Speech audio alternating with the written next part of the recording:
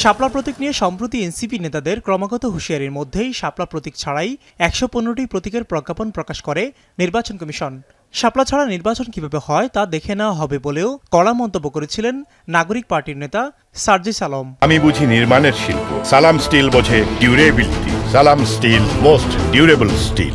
NCP নেতাদের এমন আক্রমণাত্মক বক্তব্যে নির্বাচন কমিশন আতঙ্কিত নয় বলে সাফ জানালেন প্রধান নির্বাচন কমিশনার। সম্প্রতি কানাডা সফর শেষে দেশে ফিরলেন প্রধান নির্বাচন কমিশনার এএমএম নাসির উদ্দিন। সফর পরবর্তী সংবাদ সম্মেলনে তিনি বললেন, এর আগেও একটি দল শাপলা প্রতীক চেয়েছিল, তাদেরকেও দেওয়া হয়নি। শাপলা চেয়েছিল কিন্তু নাগরিক ঐক্য, মাহমুদুর রহমান মান্নার যে দল আছে নাগরিক ঐক্য, তো ওরা কিন্তু প্রথম চেয়েছিল। একবার দরখাস্ত দিয়েছে, তারপর আমার সাথে ওনাদের ডেলিগেশন দেখা করেছে।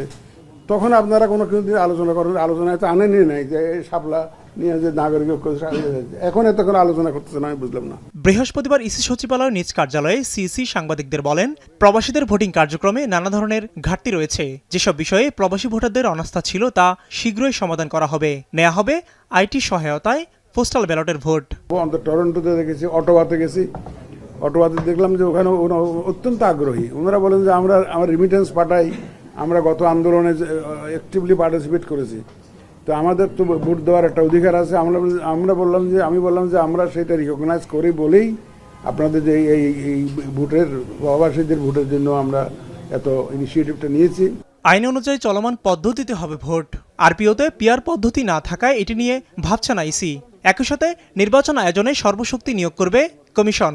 এক্ষেত্রে খেলোয়াড়দের ফাউল করা থেকে বিরত থাকার আহ্বান জানান সিইসি। ফেব্রুয়ারি মাসে প্রথমার্ধে নির্বাচন করার জন্য যা যা প্রস্তুতি নেওয়া দরকার আমরা জোরে সোরে নিচ্ছি। সব খেলোয়াড়রা যদি ফাউল করার নিয়তে মাঠে নামে, তাহলে রেফারির পক্ষে তো এই ম্যাচ পণ্ড হওয়া থেকে রক্ষা করা সম্ভব না। পিআরটা তো আরপিওতে তো নাই, আমার সামনে তো আরপিও।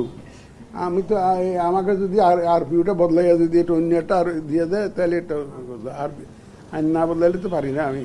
সিইসি জানান, ঐক্যমত্য কমিশনের মেয়াদ বাড়ার কারণে এখনই রাজনৈতিক দলের সাথে সংলাপে বসছে না নির্বাচন কমিশন। তবে ২৮ অক্টোবর থেকে শুরু হবে শিক্ষাবিদ সহ অন্যান্য অংশীজনদের সাথে সংলাপ। মিয়া আমিরুল, এখন, ঢাকা।